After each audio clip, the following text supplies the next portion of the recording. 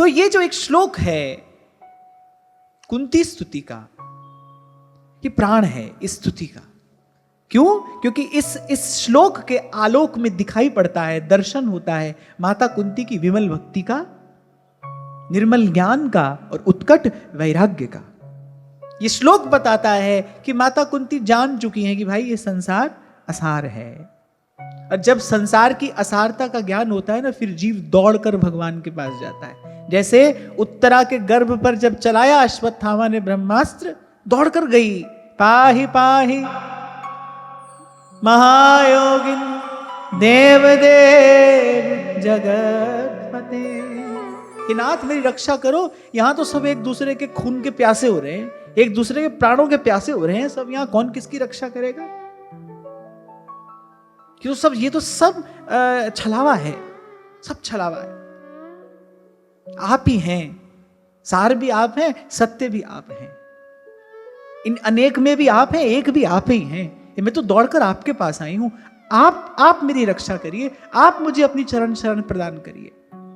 जब संसार की असारता का बोध होता है ना, फिर जीव दौड़ कर जाता है भगवान के पास। और एक और बात मैं यहां कहना चाहता हूं, जब कोई दुख से घबरा कर जाता है भगवान के पास, अगर कोई केवल दुख से घबरा कर जा रहा है ना, तो जैसे ही दुख दूर होगा वो लौट आएगा, वो उसी संसार की गली में फिर लौट आएगा। जैसे ही उसका दुख दूर होगा फिर वहीं आ जाएगा वो। इसीलिए भक्ति के मूल में ज्ञान और वैराग्य हो। इसीलिए कहा कि भक्ति के पुत्र हैं ज्ञान और वैराग्य, इन्हीं के साथ भक्ति प्रसन्न रहती है, इन्हीं के साथ भक्ति स्थिर रहती है, ज्ञान और वैराग्य के साथ।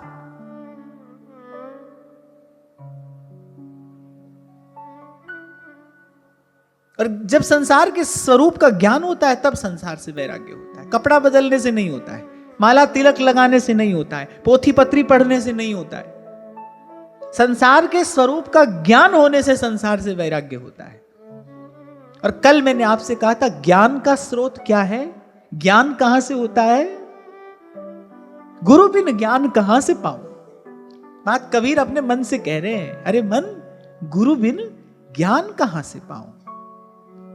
यहां तो सब मिल रहा है, रिद्धियां सिद्धियां भी उपलब्ध हैं।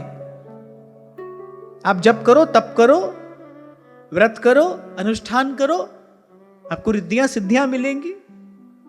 रिद्धि सिद्धि प्रसिद्धि वृद्धि सब मिलता है यहां पर। कह रहे गुरु बिन ज्ञान कहां से पाऊं? एते चानन होया गुरु बिन घोर अंधार।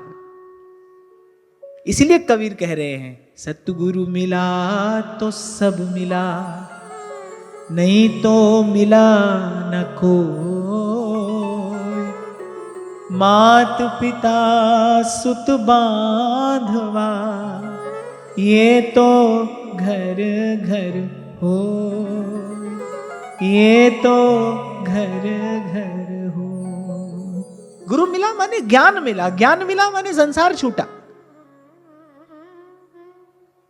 गुरु मिला तो मैंने ज्ञान मिला, ज्ञान मिला अर्थात संसार छूटा। अब संसार छूटा अर्थात मन को रहने के लिए कोई ठौर चाहिए ना। जब संसार छूट जाएगा तो बचेगा कौन? तीन ही तो तत्व हैं, जीव है, ब्रह्म है और माया है। माया छूटेगी तो जीव जाएगा कहां? ब्रह्म के ही पास तो जाएगा। जब संसार से निराश हो जाए कोई, वे जाएगा कहां? जहां लगी गो गोचर मन जाई, वहां तक तो संसार है। जब सब ओर से निराश हो जाए, फिर बेचारे के पास जाने के लिए और स्थान बचता ही क्या है? फिर समझ में आ जाती है साचे श्री राधा रमण, झूठो सब संसार। और मैं तो एक और बात भी कहता हूं भाई, जीने का आनंद तो इसी के बाद आता है। पहले कई बार आपसे कहता था ना, उसी को आता है मजा जीने का इस जमाने में, इधर का लगता रहे उधर का हो जाए। जीवन का आनंद तो इसके बाद ही आता है। इधर का लगते रहो उधर के हो जाओ। खेल समझ में आ जाए। एक और उदाहरण मैंने कभी आपको दिया था, कोई भी खेल देखने का आनंद तब आता है जब आप उस खेल को समझते हो। यदि आप खेल समझते नहीं है तो फिर खेल देखने का कोई आनंद नहीं आएगा। खेल समझो तो फिर खेल देखने का आनंद है। संत प्रभु का खेल समझ जाते हैं, इसलिए संसार में आनंद से रहते हैं, मौज से रहते हैं। उनसे पूछो आपको कोई दुख है?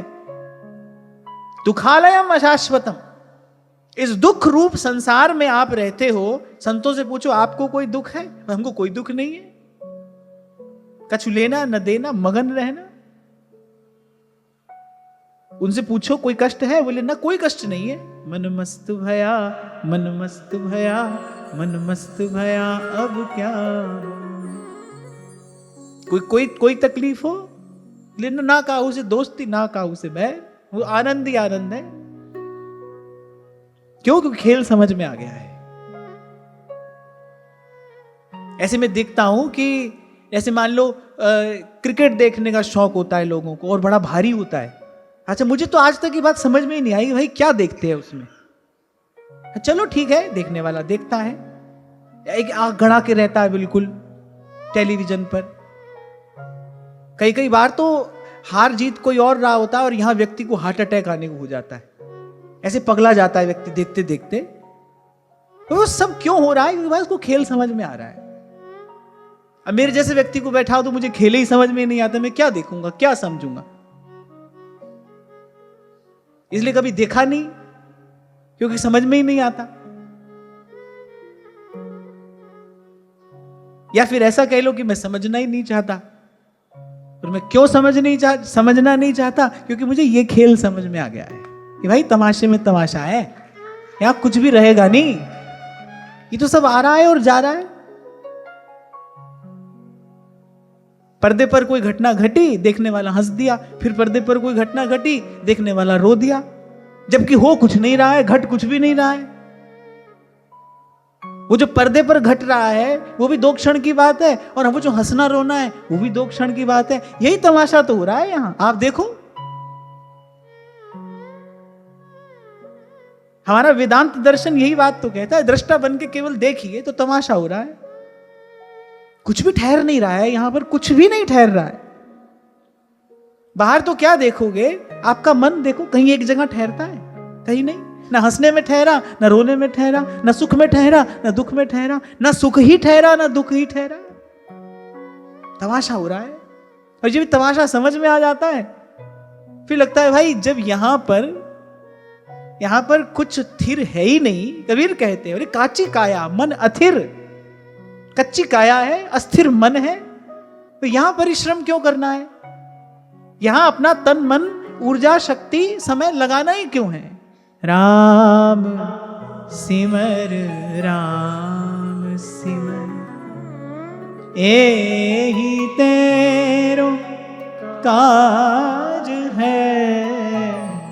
राम सिमर, राम सिमर। अभी कुछ दिन पहले की घटना है, हमारा एक बालक मेरे पास आकर बैठा, बोली देखो ऐसे हो रहा है, ये क्यों हो रहा है? ये तो बिल्कुल भी नहीं होना चाहिए। 5-10 मिनट में बात सुनता रहा। 10 मिनट के बाद मैंने कहा कि तुमको लगता है कि तुम्हारे चिढ़ने से, कुढ़ने से ये बाहर की कोई स्थिति में कोई परिवर्तन आ सकता है? बोली नहीं। अरे मैंने कहा बुद्धिमान व्यक्ति काहे को अपना जी जला रहा है? फिर करने वाला कर रहा है ना? और जहां हो रहा है, जिसके संसार में ये हो रहा है, अरे जब उसको कोई कष्ट नहीं है तो तुमको क्यों कष्ट हो रहा है? जिस दिन उसको कष्ट होगा उस दिन सब निपट जाएगा, उस दिन सब सिमट जाएगा। जो हो रहा है किसी की इच्छा से हो रहा है ना, और जिसकी इच्छा से हो रहा है उसकी इच्छा सर्वोपरि है। सुख चाहिए यदि किसी को, तो बस उसकी इच्छा में अपनी इच्छा मिला दे। तभी मैं आपसे उस दिन कह रहा था भाई, जो हो रहा है प्रभु की इच्छा से हो रहा है, और जो उसकी इच्छा से हो रहा है वो अच्छा ही हो रहा है। हमारे जी जलाने से होगा क्या? और जहां कहीं दोष देखोगे, जहां भगवान लीला में दोष देखोगे, भगवत विधान में दोष देखोगे, वहां दुख उठाना पड़ेगा। केवल देखिए, सबका मुजरा लेत, यही लक्षण है जागे हुए महापुरुष का। उसको तमाशा समझ में आ गया है। इसी को ज्ञान कहते हैं। यही ज्ञान है। वो ज्ञान वही ना जो राग द्वेष के द्वंद्व से मुक्त कर दे, जो चेतना को विमल कर दे। जगे चेतना विमलतम, ज्ञान उसी को ही कहना चाहिए।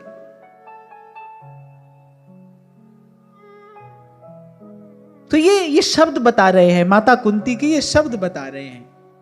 वो जान गई हैं, उन्होंने खिलाड़ी का खेल समझ लिया है। और फिर अभी अभी भगवान ने अपने उस दिव्य ऐश्वर्य का दर्शन कराया है, जिससे तन मन प्राण नत हो गए हैं प्रभु के सन्मुख। फिर भगवान की कृपा करुणा का विचार करके भक्ति भगीरथी प्रवाहित हो रही है भीतर, जब भगवान की कृपा करुणा का विचार कर रही है। आहा, कैसे पद पद पद पर आप हमारी रक्षा करते आए। आप न होते तो किस प्रकार हम जीवन धारण करते। ये जीवन आपका दिया है। और मुझे बड़ी प्रसन्नता है, मैं हूं संसार के हाथों में, संसार तुम्हारे हाथों में अब सौंप दिया। इस जीवन का सब भार तुम्हारे हाथों में अब सौंप दिया। और वास्तविक ज्ञान जीवन में सदा रहने वाली शांति लेकर आता है। जब ज्ञान होता है, गुरु की कृपा से जब ज्ञान होता है, गुरु के चरणों के सेवन से, गुरु के वचनों के सेवन से जब वस्तुतः ज्ञान होता है, ज्ञान जीवन में सदा स्थिर रहने वाली चिर शांति लेकर आता है। और मैं फिर आपको स्मरण दिला रहा हूं श्री स्वामी शरणानंद जी महाराज के शब्द कि जीवन का कल्याण करने के लिए जो शक्ति चाहिए, अपना कल्याण करने के लिए, आत्म कल्याण करने के लिए जिस शक्ति की आवश्यकता है, वो शक्ति चिर शांति से उत्पन्न होती है। कल यही तो आपसे निवेदन कर रहा था ना मैं। आपने कभी सोचा है कि अपने तन मन की कितनी शक्ति आप भूतकाल के शोक में और भविष्य की चिंता में गंवा देते हो। जीवन में हाय हाय लगी है, हाय ऐसा क्यों नहीं हुआ, और हाय अगर ऐसा हो जाता। कितनी शक्ति व्यक्ति अपनी गंवाता है इसमें। और इसके मूल में क्या है? इसके मूल में कोरा अज्ञान है। जीव को ऐसे छटपटाता देखकर महादेव हंस पड़ते हैं। बोले बिहसी महेश तब ज्ञानी मूढ़ नको, जी जस जग रघुपति करहि, सोते ही छीन तस हो। मुझसे एक बार किसी ने पूछा, भले भगवान, आप कहते हैं भगवान बड़े खिलाड़ी हैं, तो भगवान को सबसे प्रिय खेल कौन सा है? तो मैंने कहा, कभी कंकर को बनाते हैं हीरे की कनी, और कभी हीरे को भी मिट्टी में मिला देते हैं। यही खेल है उनका। राई पर्वत करे, करे पर्वत की राई, लीला अगम अपार सकल घट अंतर जामी। पलटू साहब कह रहे, बोले राई को पर्वत कर देता है, पर्वत की राई कर देता है। यही खेल है उसका। तो कहते हैं ना, स्वामी श्री राजेश्वरानंद जी महाराज कहते थे, बोले देखो कैसे कैसे ऐसे वैसे हो गए, ऐसे वैसे कैसे कैसे हो गए। ये खेल चलता ही तो रहता है। ये खेल तो चलता रहता है। अच्छा, हमको एक बात समझ में आ गई, भाई खेल देखना है, खेल के मैदान में कूदना नहीं है। हम तो प्रभु के चरणों से लगकर अब तमाशा देख रहे हैं। कल ही की बात है, कल मुझे किसने कहा, किस बालक ने मुझे कहा, बोले कोई व्यक्ति मुझे कह रहे थे, बोले वो तो आजकल दिखते ही नहीं। मैंने कहा माने हम सही रास्ते आगे जा रहे हैं। बोले वो आजकल दिखाई नहीं देते, ना यूट्यूब पर दिखाई देते हैं, ना किसी रील में दिखाई देते हैं। मैंने कहा बड़ी कृपा है, हम बिल्कुल सही रास्ते आगे जा रहे हैं। रिपोर्ट कार्ड मिल रहा है हमको, हम ठीक मार्ग पर आगे बढ़ रहे हैं। तो खेल में कूदना नहीं है भाई, खेल देख रहे हैं प्रभु का। यही तो हो रहा है। रंगमंच सजाए, कल किसका जलवा था, आज किसका जलवा है, कल किसी और का होगा। यहां पर ऐसे बोलचाल की भाषा में आपको कह रहा हूं, इसको बहुत ज्यादा सीरियसली लेने की जरूरत नहीं है। खेल है ये, इसको बहुत ज्यादा गंभीरता से लेने की आवश्यकता नहीं है। गंभीरता से लेने की तो एक बात है, सांस सांस से नाम सिमर, वृथा श्वास मत खोए, ना जाने इस श्वास का फिर आवन होए न होए, आवन होए न हो। अच्छा, व्यवहार जगत अपनी ओर खींचने का प्रयास करता ही है और सदा करता रहेगा। संसार अपनी ओर खींचने का प्रयास करता है, करता रहेगा। जैसे जैसे भक्ति दृढ़ होती चली जाएगी, जैसे जैसे आपकी भावना दृढ़ होती चली जाएगी, वैसे वैसे आप देखेंगे जीवन बड़ा सहज सुगम होता चला जा रहा है। गंभीरता से लेने की बात तो यह है, हमारी भावना दृढ़ हो। गुरु ने हमें जो सिद्धांत दिया है, उस सिद्धांत में हमारी अविचल स्थिति हो। कोई भी परिस्थिति, कोई भी प्रलोभन, कोई भी प्रतिकूलता हमको अपने सिद्धांत से डिगा न सके। शूरवीर वही होता है, पांव धर दिया एक बार रण क्षेत्र में, फिर पीछे मुड़कर नहीं देखेगा, फिर तो उसको आगे ही आगे बढ़ना है। और फिर कबीर कहते हैं, भक्ति कोई ऐसा ही कर सकता है भाई, भक्ति करे कोई सूरमा, जात बरन कुल खोए। और थोड़ा थोड़ा अनुभव जो प्रभु करा रहे हैं, वो यही करा रहे हैं कि भाई खूब अच्छी तरह ठोक पीट कर देखते हैं ठाकुर जी, पर जिसको ठोक पीट कर देख रहे हैं उसको बड़ी कृपा बनानी चाहिए कि कम से कम प्रभु की दृष्टि मुझ पर पड़ गई है, मुझे पात्र बनाने का विचार प्रभु कर रहे हैं, तभी बार बार मुझे ठोक पीट कर देख रहे हैं।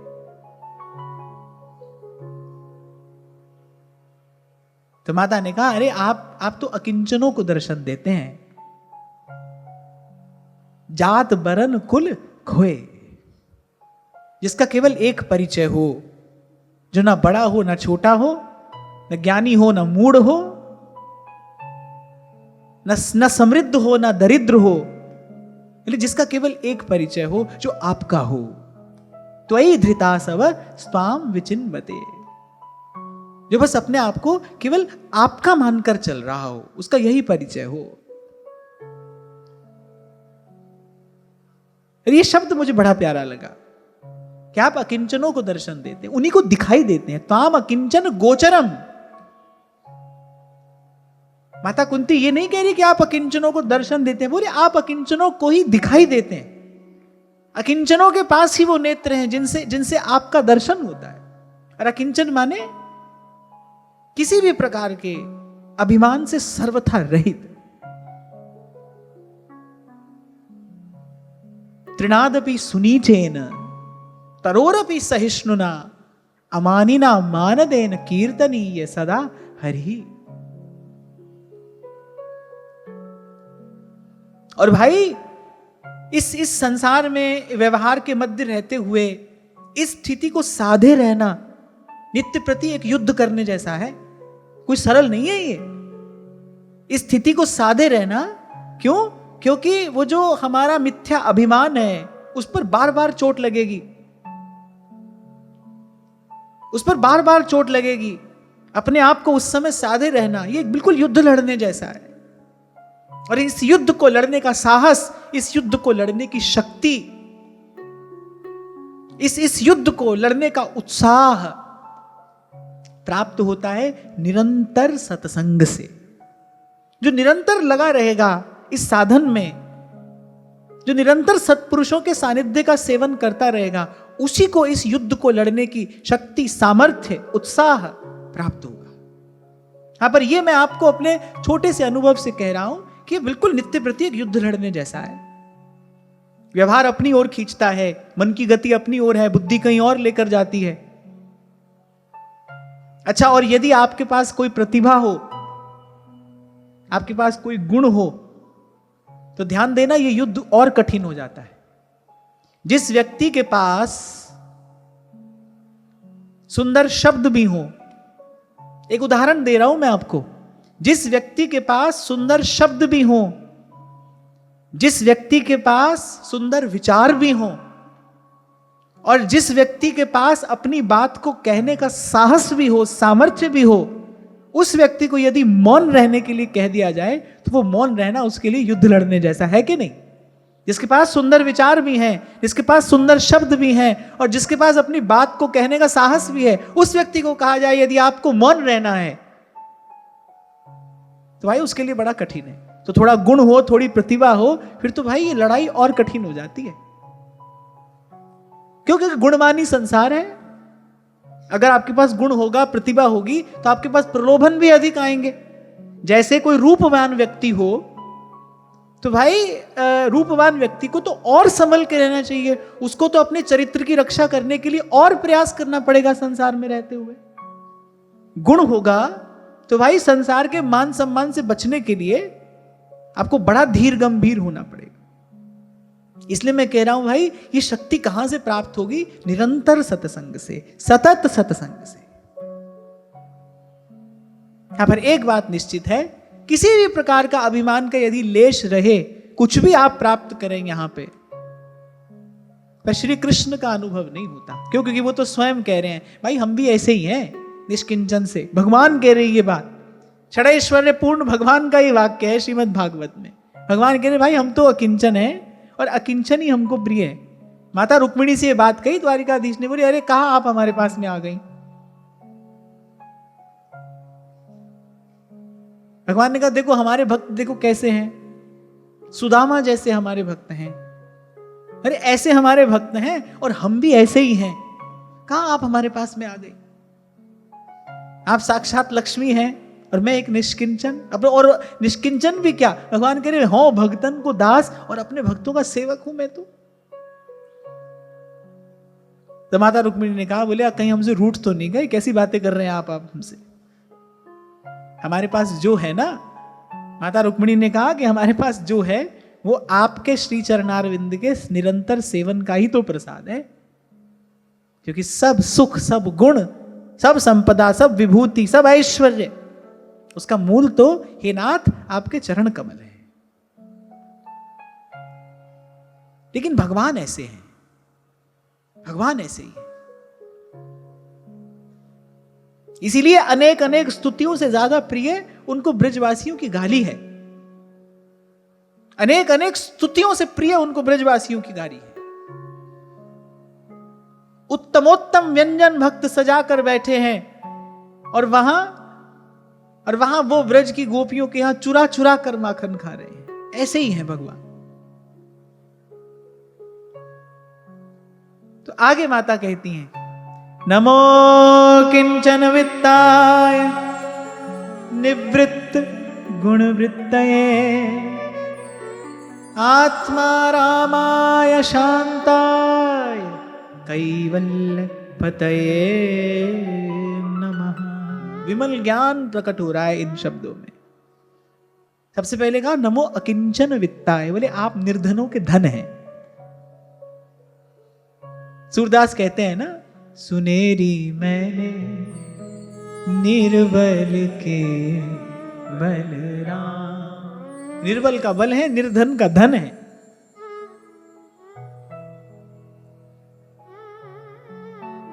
इसीलिए प्रभु का नाम है दीनानाथ, दीनों के नाथ हैं। तभी तो कबीर कहते हैं फिर दीनन देख घिनात जे और नहीं दीन सो काम। अरे कहा जान के लेत है दीन बंधु को नाम। भगवान का नाम तो दीन बंधु है। भक्त लोग गाते हैं ना दीना बंधु दीनानाथ, दीनों के बंधु हैं और दीनों के ही नाथ हैं। निर्धन का धन है, निर्बल का बल है। जब कोई नहीं आता मेरे श्याम आते हैं। भगवान कह रहे भाई जिसका कोई आश्रय नहीं है उसका आश्रय हम हैं। जिसका कोई सहारा नहीं है, भगवान कह रहे उसका सहारा मैं बनने को तैयार हूं। और बात भी ठीक है, जिसके पास अपना बल हो, अपनी शक्ति हो, वो अपने बल और शक्ति से कार्य करे। जिसके पास कुछ ना हो, भगवान कह रहे भाई उसका बल उसकी शक्ति हम हैं। इसीलिए तो भक्त बार बार कहते हैं मुझसे भया न होएगा साहेब करता मोर। आप देखो भक्त की सामर्थ्य क्या है। यदि मैं आपको एक पंक्ति में भक्त की सामर्थ्य बताऊं ना, तो भक्त की सामर्थ्य यह है कि कर्ता करे न कर सके, पर गुरु करे सो होए। संत की सामर्थ्य क्या है? साधु बोले सहज सुभाए और साधु का कहा वृथा नहीं जाए। सृजन संत के शब्दों में रहता है। साधु बोले सहज सुभाए, और संत के मुख से जो निकला है प्रकृति को, उसका आदर ही नहीं, केवल उसका आदर नहीं, प्रकृति को उस आज्ञा को स्वीकार करना पड़ेगा। वो आज्ञा है प्रकृति के लिए। साधु बोले सहज सुभाए, क्यों? क्योंकि उसने निर्ग्रंथ चित्त से कहा है, उसमें उसका कोई स्वार्थ नहीं है, उसने भगवत भाव में कहा है, प्रभु के बल पर कहा है, प्रभु का आधार लेकर कहा है। तो कोई पूछे ना भक्त की, संत की सामर्थ्य क्या है, क्या कर सकता है संत, तो हमारे ध्रुवदास जी तो कहते हैं ये पूछो क्या नहीं कर सकता है। बोले ये प्रश्न ही ठीक नहीं है, संत क्या कर सकता है, ये पूछो संत क्या नहीं कर सकता है। कहा ना होई सत्संग ते देखो तिल और तेल। और संत की सामर्थ्य है कि कर्ता करे न कर सके, फिर गुरु करे सो होए। विधाता का विधान बदलने की सामर्थ्य किसी में नहीं है, पर संत का शब्द ये भी कर सकता है। और ये बात मैं आपको अपने अनुभव से कह रहा हूं, संत का शब्द ये भी कर सकता है। हमारे महाप्रभु जी के जन्म के मूल में यही घटना तो थी।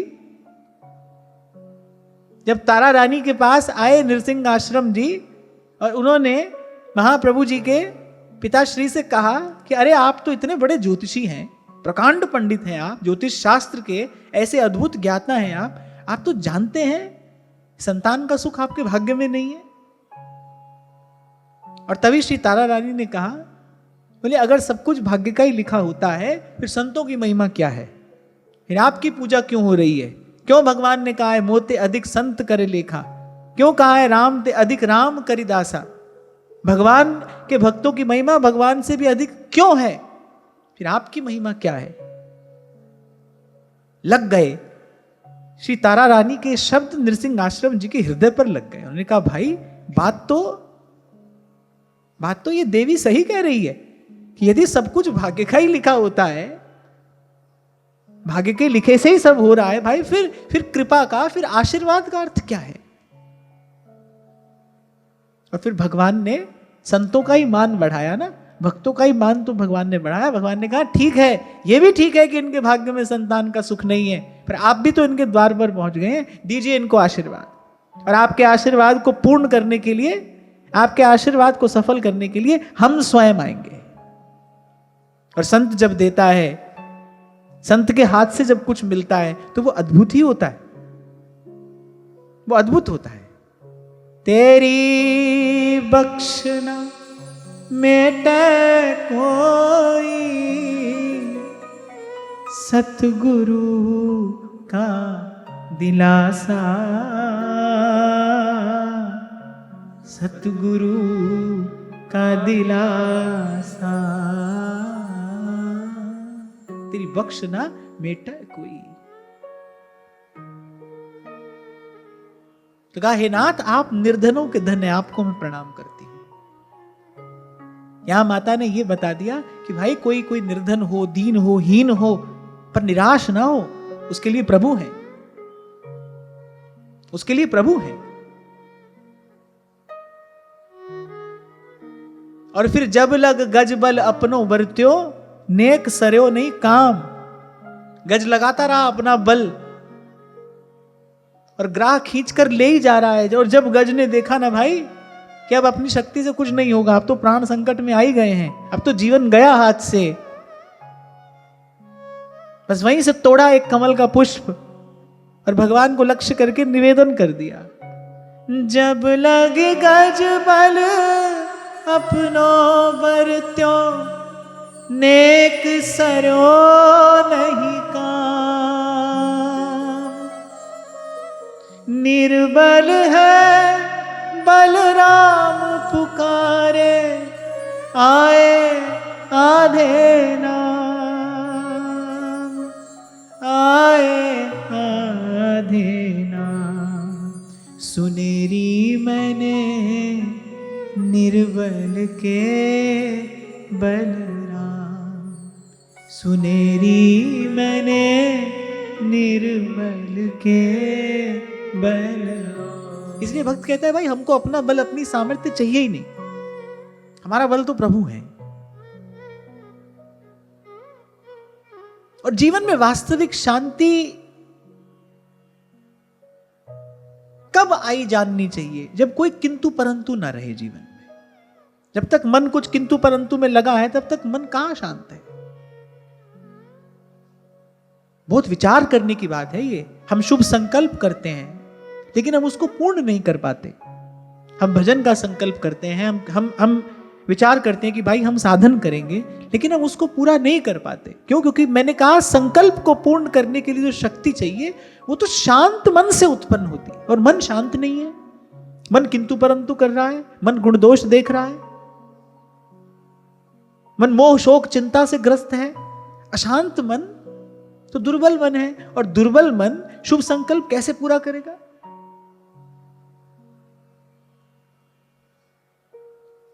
शांति तो उसी को कहना चाहिए ना भाई, जब अब कोई प्रश्न नहीं बचा है, कोई किंतु परंतु कुछ नहीं।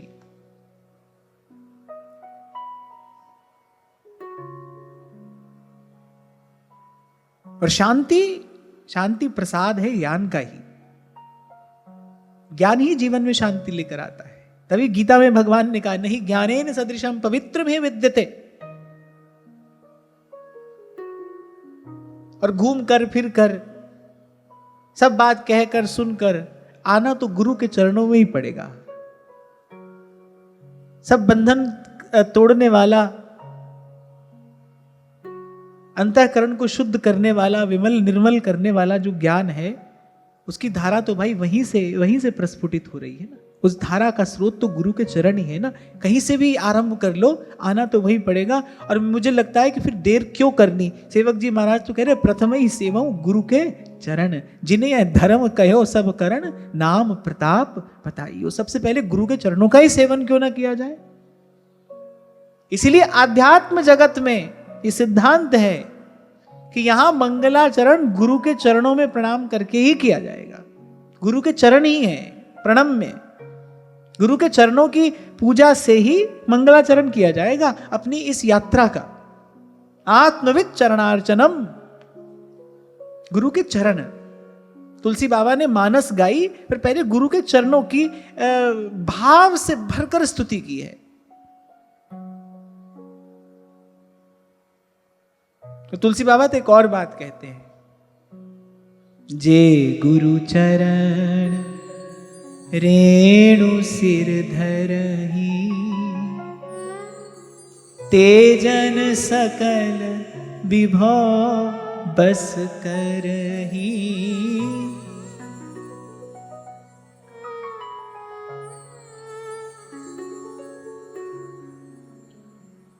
तो पहले तो कहा कि आप निर्धन का धन हैं, और फिर कहा निवृत्त गुण वृत्तये, बोले सब प्रकार के गुण और गुण की वृत्तियों से आप निवृत्त हैं।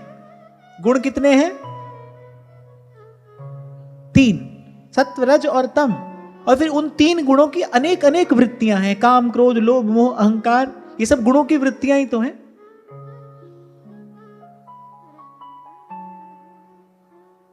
फिर माता कुंती कह रही है, आप त्रिगुण से न्यारे हैं,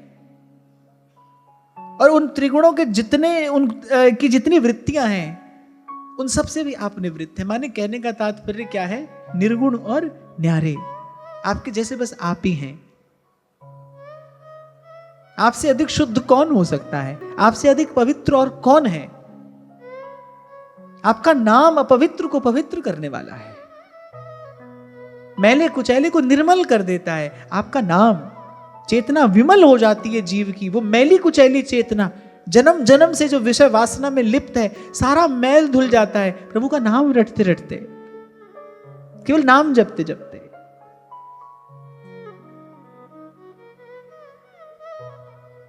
एक एक शब्द जो है, जो संबोधन दिया है माता कुंती ने भगवान को, वो अद्भुत है।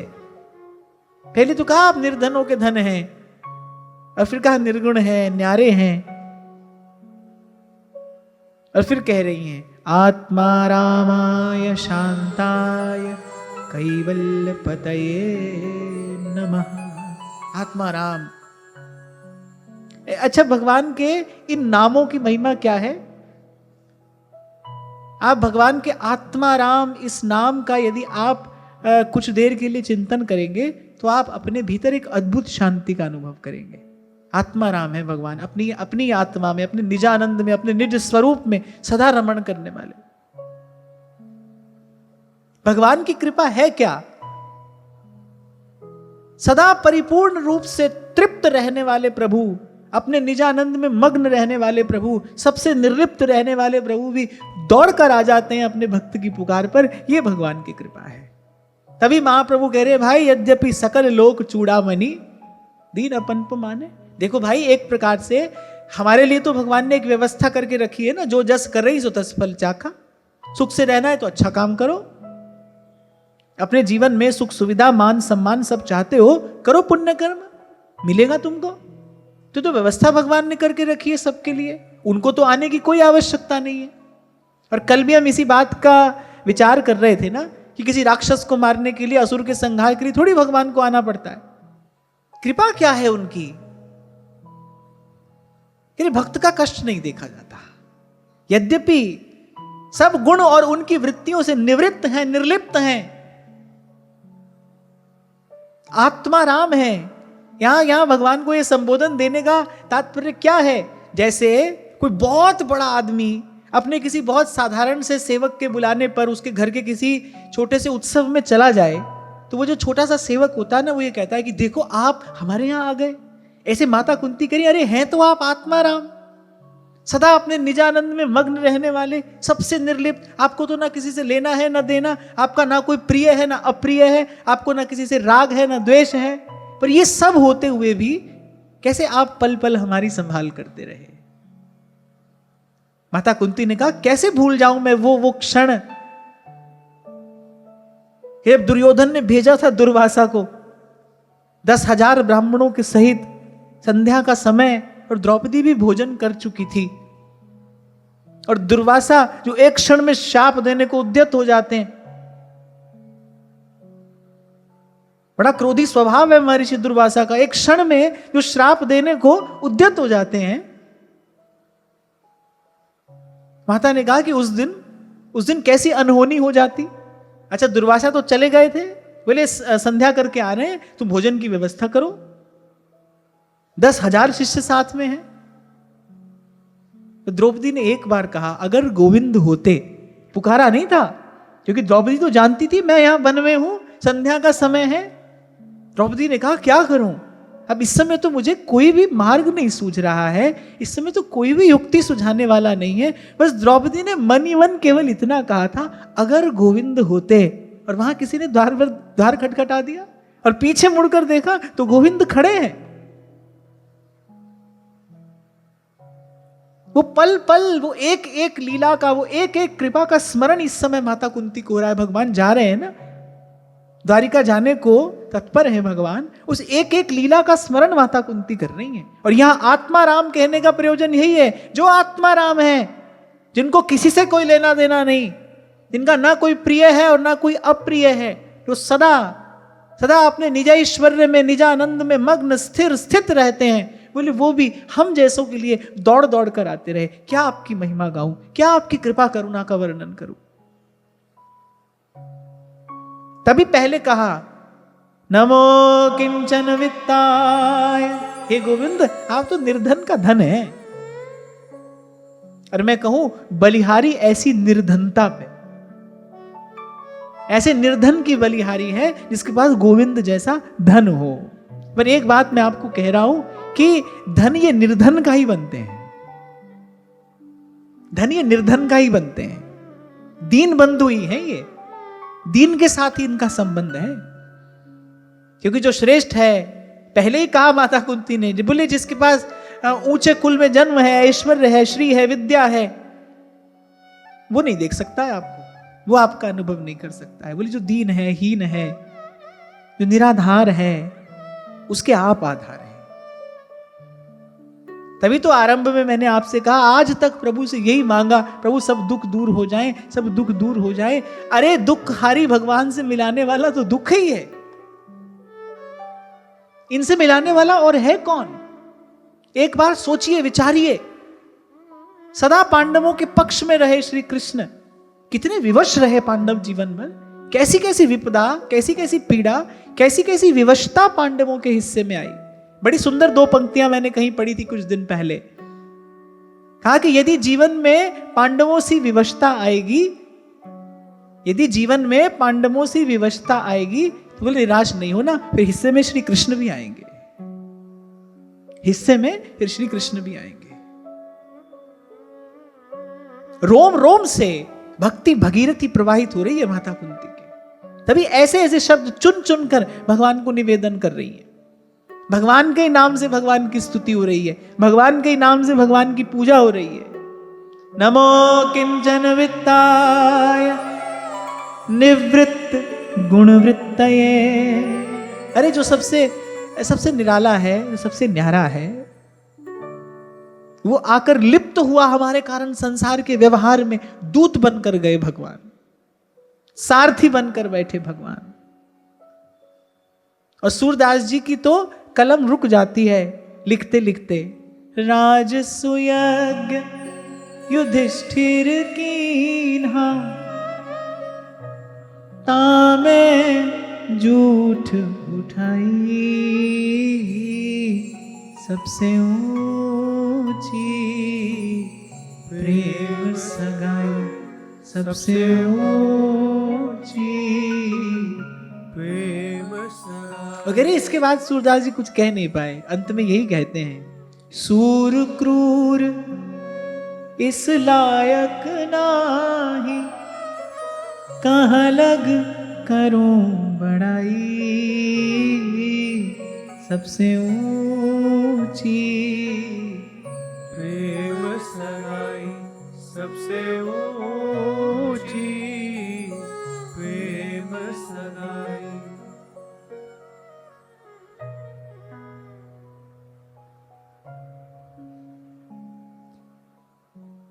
तभी मेरे हृदय को बेध गए थे वो शब्द, जब पहली बार मैंने स्वामी श्री शरणानंद जी महाराज का ये वाक्य पढ़ा कि मैं सबका ऋण चुका सकता हूं, मैं सबका उपकार चुका दूंगा, लेकिन मैं मेरे जीवन में आने वाले दुख का उपकार नहीं चुका सकता। उसने मुझे दुखहारी भगवान से मिला दिया, भगवान मिल गए मुझे, इस दुख ने मुझे भगवान से मिला दिया। तभी महादेव कह रहे हैं, उमा राम सुभाव जिन जाना,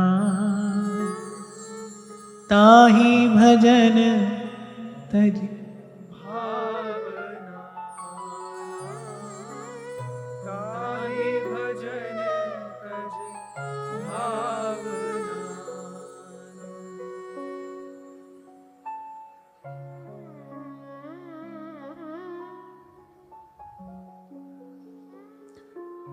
और बोले जो आत्मा राम है शांत, अगला संबोधन दे रही, आत्मा रामाय शांताय। शांत कौन होता है? शास्त्रीय परिभाषा शांत की क्या है कि जो क्षुधा पिपासा जरा रोग जन्म मृत्यु से मुक्त है, वही शांत है। ये शांत शब्द की शास्त्रीय परिभाषा है। जिसको भूख प्यास न सताए, जिसको जरा रोग का भय ना हो, जो जन्म मृत्यु से परे हो, वो शांत है। और बोले आप ऐसे परम शांत, और बोले हमारे लिए दौड़ दौड़ कर आए, लिप्त हुए संसार के व्यवहार में। राजसुयज्ञ युधिष्ठिर की ना तामे झूठ उठाई। इस अध्याय के आरंभ में ही भगवान वेदव्यास कह रहे हैं, महाराज युधिष्ठिर से यज्ञ करवाए, पांडवों को विजय श्री दिलवाई, पांडवों का यश दसों दिशाओं में प्रसारित कराया। और मैं तो पहले भी आपको निवेदन कर चुका, यदि श्री कृष्ण न होते पांडवों की विजय असंभव थी। और युद्ध का निमंत्रण किसने दिया था? जो थोड़ी देर पहले मैंने आपसे चर्चा की ना, कि सारे क्लेश जीवन में भगवान को भूलने के कारण आते हैं। पांडवों के जीवन में सारे क्लेश कहां से आए? अरे भगवान ने तो सुंदर इंद्रप्रस्थ नगरी बसा कर दी थी। भगवान के ही संकेत पर तो देवताओं ने आकर पांडवों के कार्य सिद्ध किए थे, भगवान के ही संकेत पर। क्यों आए विश्वकर्मा महाराज युधिष्ठिर की सभा का निर्माण करने? क्योंकि उनके पक्ष में श्री कृष्ण खड़े थे। कभी कभी किसी को देखकर किसी का कार्य किया जाता है ना। देवताओं ने कार्य किए पांडवों के, क्योंकि भगवान पक्ष में खड़े हैं इसलिए। और देखो जब सुख आया तो इतना बड़ा निर्णय महाराज युधिष्ठिर ने स्वयं ले लिया। चले गए द्यूत सभा में, भगवान से पूछा भी नहीं। अरे भगवान ने कहा हमसे पूछ तो लेते। अच्छा कितनी सुंदर बात भगवान कह रहे हैं। बोले पहले तो हम जाने नहीं देते, और जाना बहुत ही आवश्यक था आपका, तो हम आप साथ चलते आपके। भगवान ने कहा मैं आपके आगे आगे चलता, और कल्पना करिए उस स्थिति की कि वहां शकुनी पासे फेंक रहा होता और यहां मैं, बताओ कौन जीतता। बोले ये न्योता, ये सारे जीवन की जो विपदा बुलाई है, बोले ये विपदा को न्योता तो आपने ही दिया है। इसके मूल में क्या है? भगवत विस्मृति है। इसीलिए माता ने कहा मुझे पद पद पर विपत्ति आती रहे, क्योंकि वो देख चुकी हैं जब मेरे पुत्रों के पास संपत्ति आई तो मेरे पुत्र भगवान को भूल गए, भगवान से पूछना उचित नहीं समझा। और पूछना उचित नहीं समझा ये तो छोड़ो, भगवान से छिपा कर जा रहे। उस समय ये भी भूल गए कि ये घटघटवासी हैं, ये अंतर्यामी हैं, इनसे क्या छिप सकता है। अच्छा, ये ठाकुर जी का स्वभाव है, तुम नहीं बता रहे तो वो चुप करके बैठे रहेंगे, तुम बताओगे तो तुम्हारी सारी कथा सुन लेंगे, तुम पूछोगे तो तुम्हारे सब प्रश्न का उत्तर दे देंगे। नहीं बताओ, तुमको लगे कि भाई इनसे छिपा लेंगे, तो वो तो ऐसे भी हो जाते हैं। नहीं आए भगवान,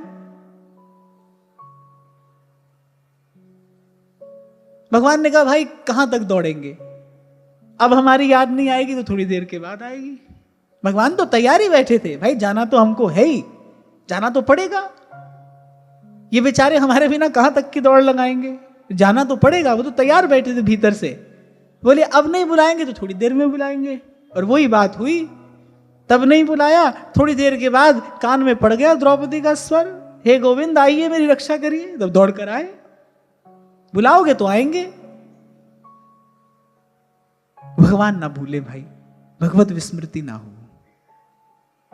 एक बार किसी ने बंशी से ये बात पूछी, बोले अरे कन्हैया तुझे अपने अधरों पर धारण करते हैं, अपनी अधर सुधा से तेरा पोषण करते हैं, पर तू रहती तो सूखी की सूखी है। फिर श्री कृष्ण का स्पर्श पाने के बाद भी बोले तू हरी भरी नहीं होती, ऐसी रूखी की रूखी सूखी की सूखी रहती है तू। वंशी ने कहा कि यदि हरी भरी हो जाऊं फिर उसके बाद कन्हैया हृदय से अपने अधर से लगाएगा। पूछने वाला मौन हो गया। बोले अरे चूल्हे में जाए ऐसी बढ़ाई जो कन्हैया से दूर कर दे। बोले हम तो जैसे हैं ऐसे ही ठीक हैं, किसी भी प्रकार इनके संग रहे, ये हमारे संग रहे, हम इनके पास रहे, ये हमारे पास रहे, भूले नहीं, भगवान भूले नहीं। संत की छोटी सी बात में बड़ा बहुत सार होता है। कल मैं आपको कह रहा था ना, श्री स्वामी जी महाराज बार बार यही कहते थे, बस हे मेरे नाथ मैं आपको भूलूं नहीं, मैं आपको भूलूं नहीं। क्यों? क्योंकि सारे दुख यहीं से आए हैं, प्रभु को भूलने के कारण आए। और ये कोई भूलने जैसे हैं? ये कोई भूलने जैसे हैं? माता कह रही अरे आप आत्मा राम, आप शांत, और फिर कह रही कैवल्य पतये नमः, मोक्ष के दाता आप हैं। किस लीला का स्मरण हो आया, किस घटना का स्मरण हो आया माता कुंती को, जब कैवल्य पतये कहा, हे मोक्ष के दाता मैं आपको प्रणाम करती हूं। या मोक्ष के दाता कहने का प्रयोजन क्या है? वो दिन याद आ गया था जब मूर्ख दुर्योधन ने भरी सभा में आपको बंदी बनाने का प्रयास किया था। अरे आप जीव मात्र को मुक्ति देने वाले हैं, हमारे लिए आपने बंधन भी स्वीकार किया। आप आत्मा राम हैं, हमारे लिए आपने पक्षपात करना स्वीकार किया। आप परम शांत हैं, और मेरे पुत्र की रक्षा के लिए माता कुंती कह रही है मैं कैसे भूल जाऊं वो क्षण जब रथ का पहिया लेकर आप दौड़ पड़े थे भीष्म की ओर। आप परम शांत हैं, आपने क्रोध भी स्वीकार किया हमारे लिए। इसलिए कुछ दे तो नहीं सकती मैं आपको, आप ही के नाम से आपकी स्तुति कर रही हूं, निवेदन तो मैं आपको कुछ नहीं कर सकती। पर बार बार हर एक श्लोक में बस माता कुंती हाथ जोड़े खड़ी है, बस प्रणाम करती हूं मैं आपको।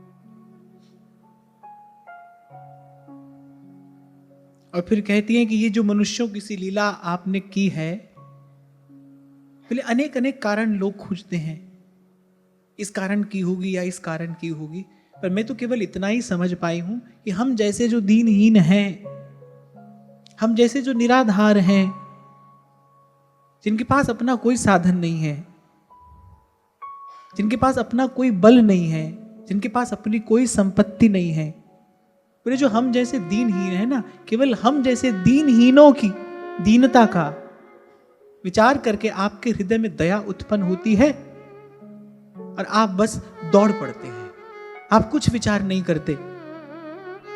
अनेक अनेक कारण पंडित लोग खोजा करते हैं भगवान की लीला का, एक एक लीला के लिए पंडित लोग अनेक अनेक कारण बताते हैं, इसलिए लीला की, इसलिए लीला की। आगे माता कुंती यही कह रही हैं कि कोई कहता है कि आपने महाराज यदु के कुल की कीर्ति बढ़ाने के लिए यदुकुल में जन्म लिया है, कोई कह रहे हैं कि मनु और शत्रुपा को आपने वरदान दिया था इसलिए आपने जन्म लिया है, कोई कह रहा है कि पृथ्वी बड़ी पीड़ित हो गई थी, उसने जाकर ब्रह्मा जी से प्रार्थना की, ब्रह्मा जी सब देवताओं को लेकर आपके पास आए तो आप आए हैं यहां। पर मुझे तो एक बात समझ में आती है, हम जैसे जो दीनहीन है ना, जिनका कोई बल कोई आधार नहीं है, हम जैसों का आधार बनने के लिए आप आते हैं। इस सृष्टि का तो कोई भी कार्य जिनकी मात्र कृपा दृष्टि से सकल विश्व को पलते देखा, काल सदा आपकी आज्ञा में रहता है। कभी पूर्व में मैंने आपको संकेत किया था कि ब्रह्मा जी भी काल की मर्यादा में रहकर ही अपना कार्य करते हैं।